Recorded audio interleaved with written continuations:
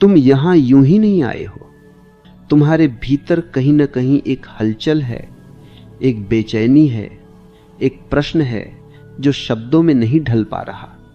तुम बाहर से सामान्य दिखते हो, पर भीतर कोई आवाज है जो लगातार बोल रही है, डराती है, भविष्य दिखाती है, बीते हुए कल को बार बार दोहराती है। तुम सोचते हो कि यह सोच तुम्हें सुरक्षित करेगी, लेकिन वही सोच तुम्हें धीरे धीरे थका रही है। यही थकान तुम्हें यहां लाई है। ध्यान से सुनो, जो बात अभी कही जाने वाली है वह ज्ञान नहीं है, यह समझ है। और समझ किताबों से नहीं आती, समझ जागने से आती है।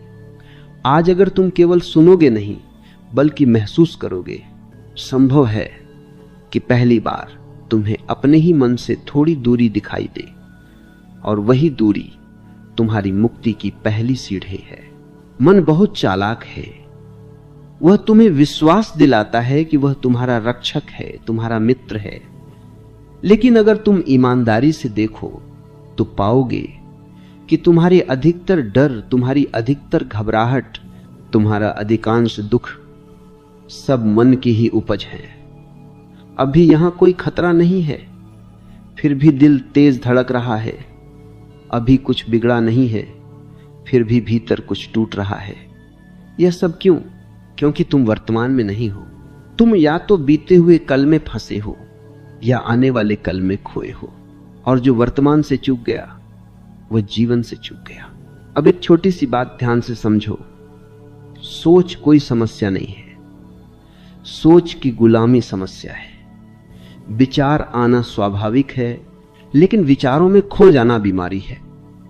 और अधिकतर लोग इसी बीमारी को अपनी पहचान मान बैठे हैं। वे कहते हैं मैं बहुत सोचता हूं, जबकि सच यह है कि सोच उन्हें चला रही है। डर क्या है? डर भविष्य की कल्पना है। घबराहट क्या है? घबराहट उन कल्पनाओं पर विश्वास कर लेना है। मन एक फिल्म प्रोजेक्टर की तरह है, वह पर्दे पर दृश्य डालता रहता है। असफलता, अपमान, बीमारी, अकेलापन, मृत्यु, और तुम भूल जाते हो कि यह सिर्फ पर्दा है, वास्तविकता नहीं। तुम उस फिल्म में इतने डूब जाते हो कि पर्दे के पीछे बैठे दर्शक को भूल जाते हो। आज मैं तुम्हें दर्शक की याद दिलाने आया हूं। जब भी अगली बार डर आए, उससे लड़ो मत, भागो मत। आंख बंद करके बैठ जाओ और देखो कि डर कहां है। क्या वो हाथ में है? नहीं। क्या वो आंखों में है? नहीं। क्या वो पेट में है? शायद एक सनसनाहट। पर ध्यान से देखो, वह सनसनाहट भी बदल रही है। जो बदल रहा है वह तुम नहीं हो सकते। यही पहली समझ है। तुम डर नहीं हो, तुम घबराहट नहीं हो, तुम विचार नहीं हो। तुम वह हो जो इन सबको देख रहा है, लेकिन मन यह बात पसंद नहीं करता। जैसे ही तुम देखने लगते हो, मन कहता है इससे क्या होगा, यह बेकार है, तुम्हारी समस्या बहुत बड़ी है। मन हमेशा तुम्हें फिर से सोच में खींच ले जाना चाहता है, क्योंकि सोच में ही उसका अस्तित्व है। ध्यान रखना, मन तुम्हारा शत्रु नहीं है, पर मालिक बन जाए तो जहर है। अब एक गहरी बात समझो। ओवर थिंकिंग इसलिए होती है क्योंकि तुम जीवन पर भरोसा नहीं करते। डर इसलिए होता है क्योंकि तुम परिणाम पर नियंत्रण चाहते हो। घबराहट इसीलिए होती है क्योंकि तुम वर्तमान को स्वीकार नहीं करते। तुम हर समय कुछ और होना चाहते हो, जो है वह कभी पर्याप्त नहीं लगता। लेकिन जीवन होने में है, बनने में नहीं।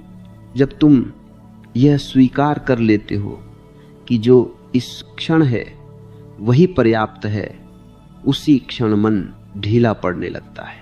याद रखो, समाधान सोच से नहीं आता, समाधान आता है देखने से। अभी तुम जो सुन रहे हो उसे समझने की कोशिश मत करो, उसे भीतर उतरने दो। मन कहेगा इससे मेरी नौकरी का क्या, मेरे रिश्ते का क्या, मेरे भविष्य का क्या। मन हमेशा सौदेबाजी करेगा, लेकिन जीवन सौदा नहीं करता। जीवन केवल जीने को कहता है। आज अगर तुम्हें इस वीडियो में कुछ भी सच्चा लगा हो, कुछ भी छू गया हो, तो एक छोटा सा काम करना। अपने विचार में सिर्फ एक शब्द लिख देना, देख रहा हूं। यह विचार मेरे लिए नहीं, तुम्हारे लिए होगा। यह तुम्हारी पहली घोषणा होगी कि अब तुम मन नहीं, देखने वाले हो। मन बहुत प्राचीन है, वह तुम्हारे जन्म से भी पुराना है। उसमें तुम्हारे नहीं, तुम्हारे माता पिता के, समाज के, सदियों के डर जमा है। इसलिए जब तुम सोचते हो कि यह मेरा डर है, तो तुम भ्रम में हो। यह डर व्यक्तिगत नहीं है, यह सामूहिक है। तुम बस उसे ढो रहे हो। मन का पूरा खेल समय के साथ है। या तो वह तुम्हें बीते हुए कल में खींच ले जाता है, या आने वाले कल में। वर्तमान उसके लिए सबसे खतरनाक जगह है, क्योंकि वर्तमान में उसका कोई अस्तित्व नहीं। ध्यान देकर देखो, जब तुम पूरी तरह इस क्षण में होते हो तो सोच अपने आप रुक जाती है। कोई प्रयास नहीं करना पड़ता, कोई लड़ाई नहीं करनी पड़ती। लेकिन मन बड़ा चालाक है। वह भविष्य को तैयारी के नाम पर बेचता है। वह कहता है, अगर अभी सोच लोगे तो बाद में दुख नहीं होगा, और तुम मान लेते हो। असल में होता इसका उल्टा है।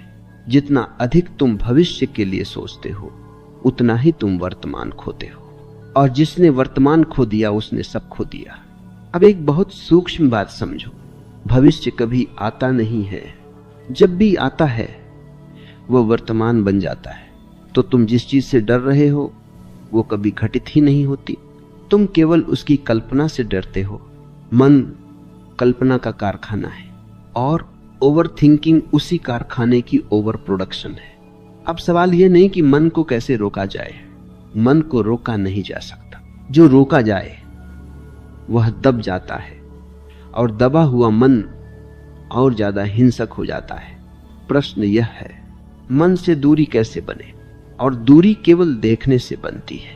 अभी इस क्षण जैसे तुम मेरी बात सुन रहे हो, वैसे ही अपने भीतर भी सुनना शुरू करो। कोई विचार आए उसे नाम दो, बस कहो विचार।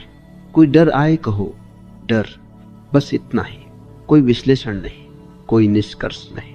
तुम चकित हो जाओगे कि जिस चीज को तुम अब तक मैं मानते थे वह कितनी जल्दी बदलती है, और जो बदल रहा है वह तुम नहीं हो सकते।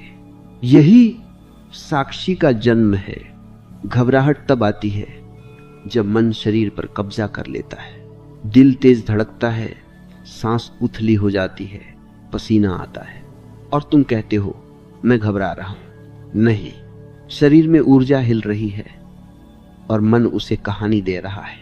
अगली बार जब घबराहट आए तो कहानी मत सुनो, शरीर में जाओ, सांस को देखो, दिल की धड़कन को देखो।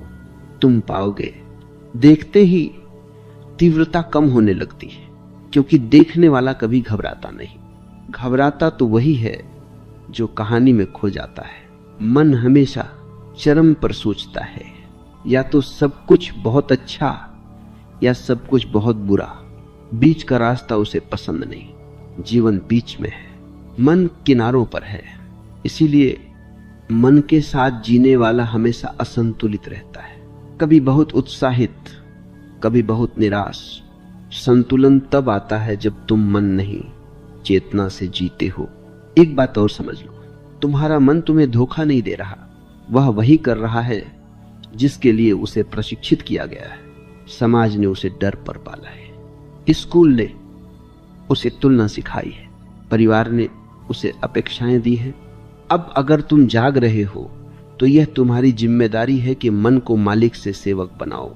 सेवक उपयोगी है, मालिक विनाशकारी। जब भी सोच आए उससे पूछो मत क्या सही है, बस देखो क्या यह अभी है। अगर अभी नहीं है तो उसे जाने दो। जीवन अभी है, सांस अभी है, यह पल अभी है, और जो अभी है उसमें कोई समस्या नहीं। समस्याएं हमेशा समय के साथ आती है, या तो अतीत से या भविष्य से। पहचान यहीं से असली उलझन शुरू होती है। तुम सोचते हो कि तुम डर हो, तुम चिंता हो, तुम ओवर थिंकिंग हो। असल में तुमने इन सब को अपनी पहचान बना लिया है। कोई कहता है मैं बहुत भावुक हूं, कोई कहता है मैं बहुत सोचता हूं। कोई कहता है मेरी फितरत ही डरने की है। ध्यान दो, ये सब वाक्य नहीं है, ये जंजीरें हैं तुमने अपने गले में खुद डाली हैं।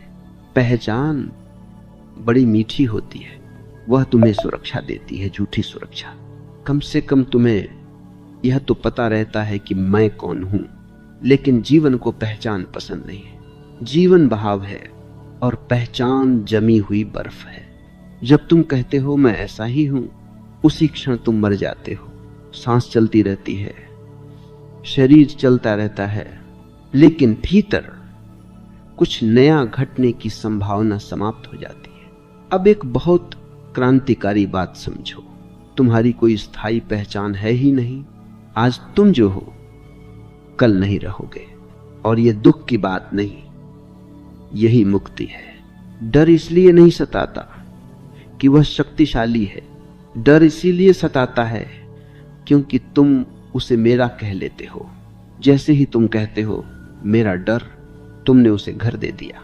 लेकिन डर कभी कहता नहीं मैं तुम्हारा हूं। यह तो तुम हो जो अपनापन जता रहे हो। अभी इसी क्षण भीतर देखो, कोई विचार चल रहा है। अगर मैं पूछूं यह विचार कौन देख रहा है, तो अचानक एक खालीपन सा महसूस होगा। वही खालीपन तुम्हारी असली प्रकृति है। मन उसे पसंद नहीं करता, क्योंकि उस खालीपन में मन का कोई चेहरा नहीं, कोई नाम नहीं। मन नाम से जीता है, समाज नाम से जीता है, लेकिन अस्तित्व नाम से नहीं, मौन से जीता है। तुम्हें बचपन से सिखाया गया, नाम बताओ, पहचान बताओ, उपलब्धि बताओ। कभी किसी ने नहीं सिखाया खुद को बिना नाम के महसूस करना। इसीलिए जब तुम अकेले होते हो, जब कोई देखने वाला नहीं होता, तब बेचैनी बढ़ जाती है, क्योंकि पहचान को दर्शक चाहिए। घबराहट अक्सर तब आती है जब पहचान खतरे में पड़ती है। अगर मैं असफल हो गया तो, अगर लोग मुझे कम समझने लगे तो, अगर मेरा नियंत्रण चला गया तो। ध्यान दो, ये जीवन का डर नहीं है, यह छवि का डर है। जीवन को फर्क नहीं पड़ता, जीवन बहता रहता है, लेकिन तुम्हारी बनाई हुई छवि कांपने लगती है। अब एक प्रयोग करो, अगली बार जब डर आए, खुद से मत पूछो मैं क्यों डर रहा हूं, पूछो कौन सी पहचान खतरे में है। तुरंत स्पष्टता आएगी। कभी वह अच्छा इंसान की पहचान होगी, कभी सफल व्यक्ति की, कभी मजबूत दिखने वाला की। और जैसे ही तुम पहचान को देख लेते हो, डर ढीला पड़ने लगता है, क्योंकि पहचान देखी जा सकती है, और जो देखा जा सकता है वह तुम नहीं हो सकता है। यह समझ बहुत शांत है, इसमें कोई उत्तेजना नहीं, कोई नशा नहीं, लेकिन यह समझ धीरे धीरे मन के पूरे साम्राज्य को हिला देती है। ओवर थिंकिंग की जड़ यही है। तुम लगातार अपनी पहचान को बचाने की कोशिश कर रहे हो। भविष्य में सफल दिखना है, अतीत में सही साबित होना है। इस बीच जीवन निकल जाता है। याद रखो, जीवन को तुम्हारे परिचय पत्र की जरूरत नहीं। तुम बिना किसी लेबल के भी पूरे हो। जिस दिन तुमने यह देख लिया, उस दिन डर तुम्हारा पीछा छोड़ देगा, क्योंकि डर को रहने के लिए मैं चाहिए, और तुमने मैं को ढीला कर दिया। अभी तक हमने 3 बातें देखी, सोच, मन और पहचान। अब अगली परत और गहरी है, क्योंकि अब बात सीधे तुम्हारे अनुभव पर आएगी।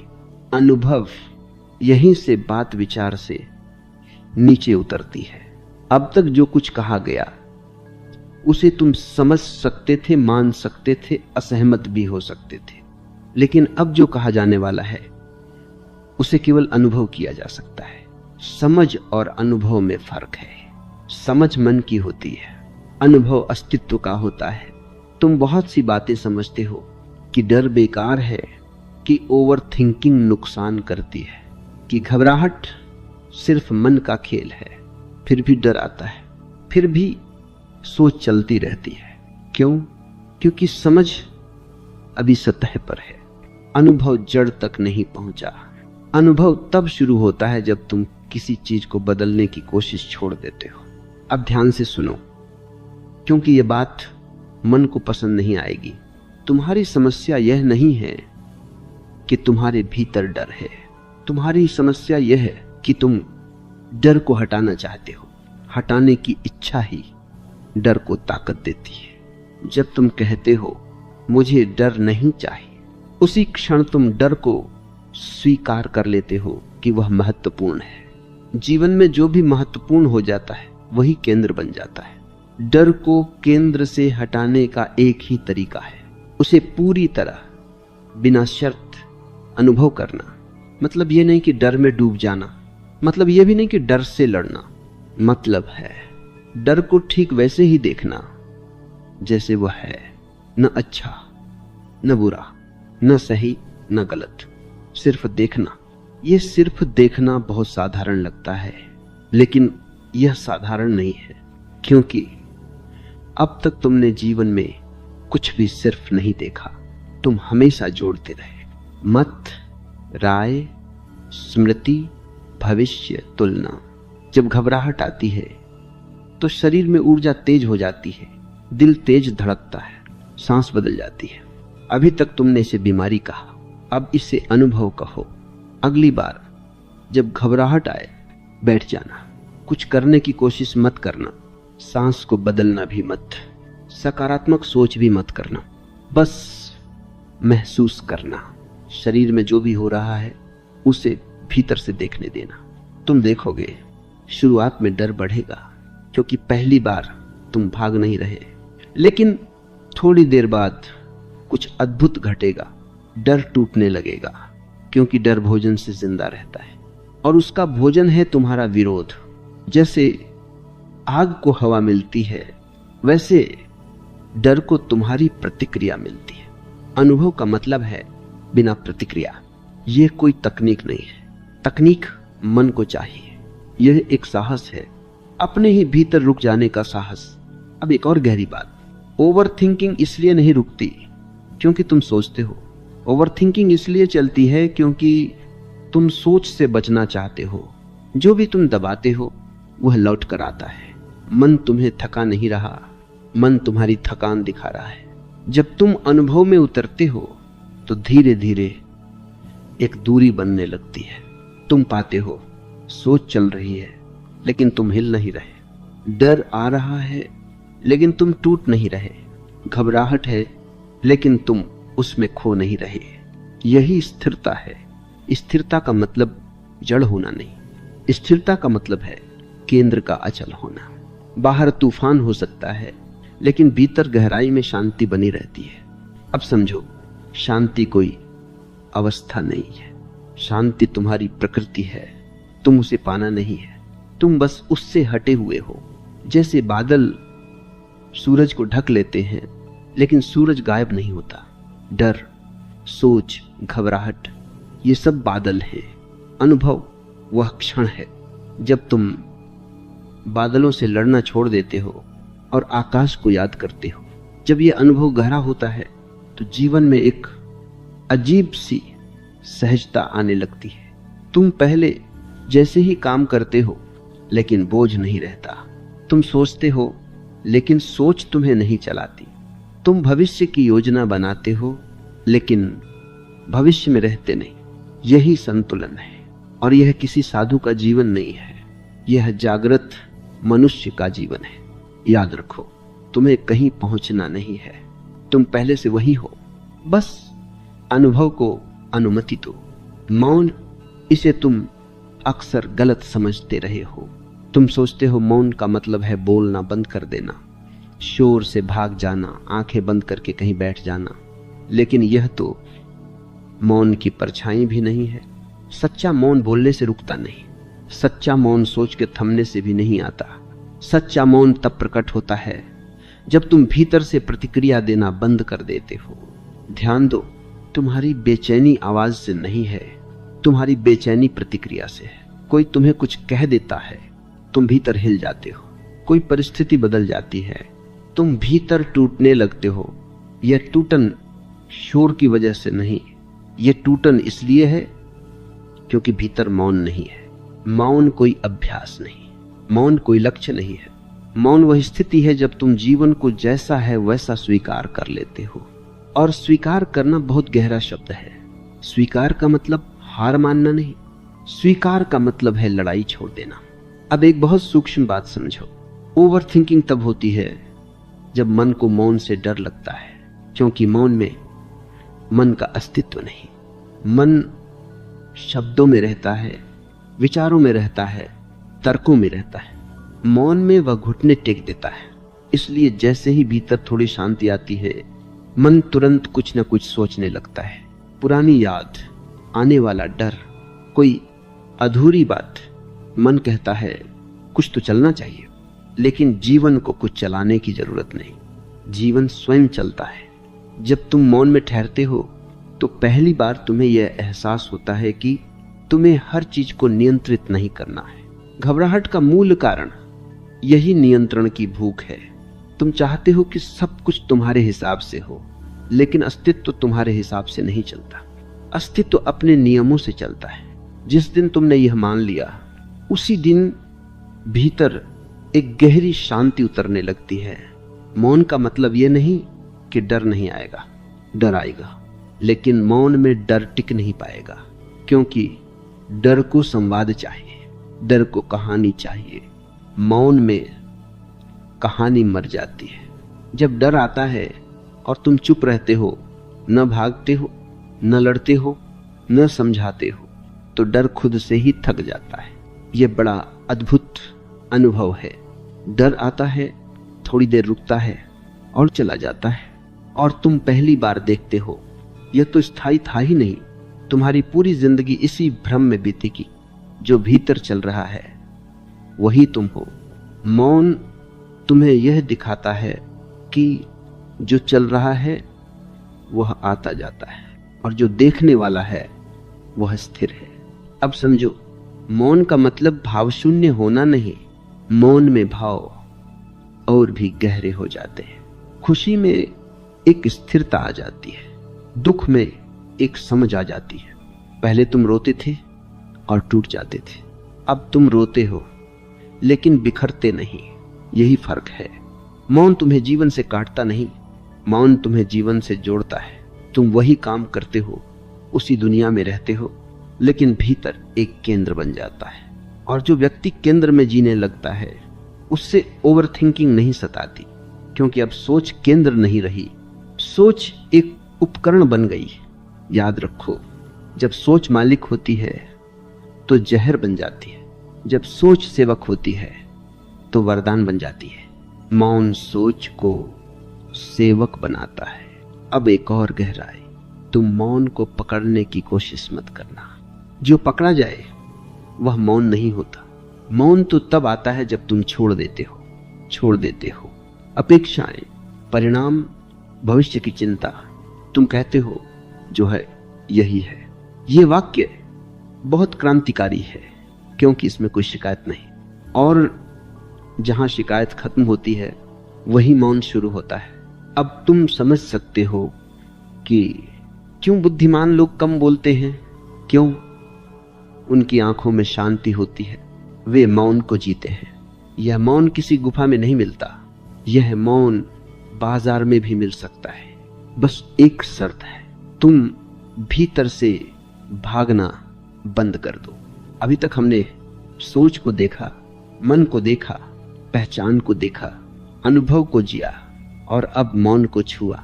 जीवन अब बात किसी विचार की नहीं, किसी अभ्यास की नहीं, किसी समझ की भी नहीं, अब बात जीने की है।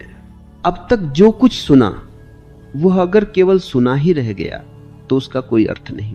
सत्य तब बनता है जब वह तुम्हारी चाल में उतर आए, तुम्हारी आंखों में दिखे, तुम्हारे बोलने और चुप रहने में प्रकट हो। जीवन कोई समस्या नहीं है जिसे हल किया जाए, जीवन एक रहस्य है जिसे जिया जाए। लेकिन तुमने जीवन को पहेली बना लिया। हर पल पूछते हो क्या सही है, क्या गलत है, आगे क्या होगा। इसी प्रश्नों की भीड़ में जीवन कहीं पीछे छूट गया। अब एक अंतिम बात बहुत ध्यान से समझो। डर, घबराहट और ओवर थिंकिंग तुम्हारे शत्रु नहीं है, वे संकेत हैं। संकेत इस बात के कि तुम जीवन को जी नहीं रहे, तुम जीवन को नियंत्रित करने की कोशिश कर रहे हो। जिस दिन तुमने नियंत्रण छोड़ दिया उसी दिन डर ढीला पड़ जाता है। नियंत्रण छोड़ना बहुत डरावना लगता है, क्योंकि अहंकार का पूरा अस्तित्व नियंत्रण पर टिका है। लेकिन जीवन अहंकार से बड़ा है। जब तुम कहते हो मैं नहीं जानता आगे क्या होगा, और फिर भी सहज रहते हो, उसी क्षण तुम जीवन के साथ हो जाते हो। जीवन को भरोसे की जरूरत है, तर्क की नहीं। अब इसका अर्थ यह नहीं कि तुम जिम्मेदार नहीं रहते। जिम्मेदारी और चिंता में फर्क है। जिम्मेदारी वर्तमान में होती है, चिंता भविष्य में। तुम काम करो, पूरी सजगता से करो, लेकिन परिणाम को जीवन पर छोड़ दो।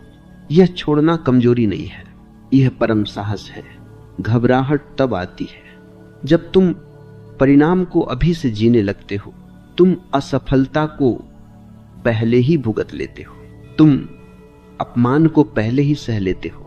जीवन इतना निर्दयी नहीं, निर्दय तो तुम्हारा मन है। अब समझो, शांत व्यक्ति कोई विशेष व्यक्ति नहीं होता। वह बस इतना करता है कि जो हो रहा है उसे होने देता है। वह बहाव में तैरता है, वह धारा से लड़ता नहीं। और जो धारा से लड़ता है वह थक जाता है। जो धारा के साथ बहता है वह समुद्र तक पहुंच जाता है।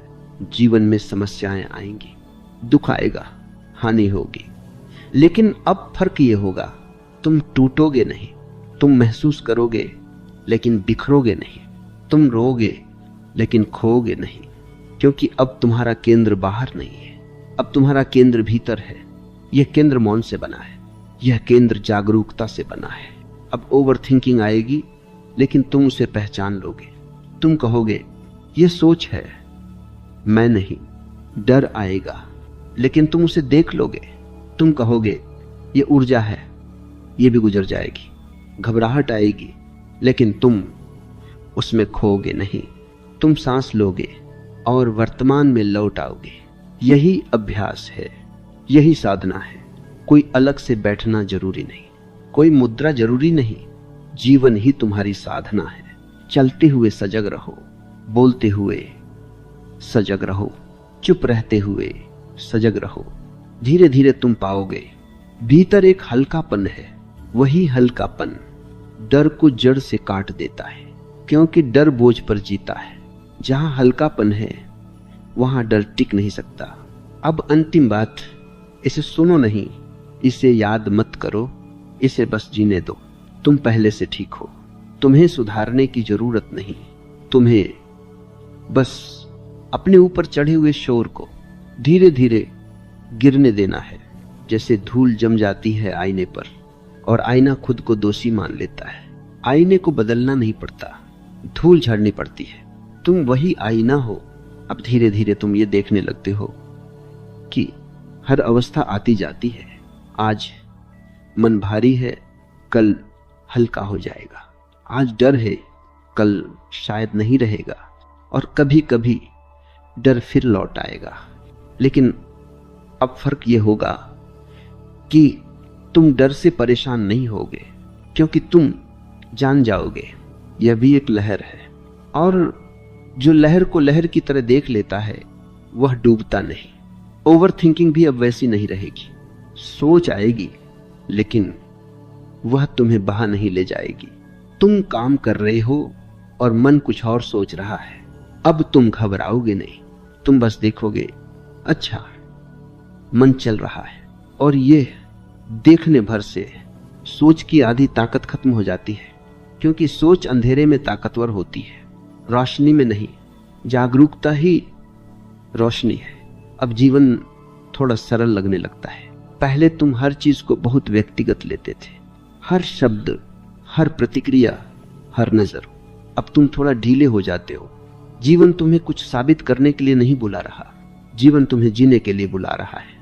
अगर इस पूरी यात्रा में तुम्हारे भीतर एक पल के लिए भी शांति उतरी हो तो समझ लेना बीज गिर चुका है। अब उसे तुम नहीं उगाओगे, जीवन खुद उसे उगाएगा। और एक दिन तुम अचानक पाओगे डर कहीं पीछे छूट गया है, घबराहट बेईमानी हो गई है, और सोच अब सिर्फ एक औजार है। यही स्वतंत्रता है, यही मुक्ति है, यही जीवन है।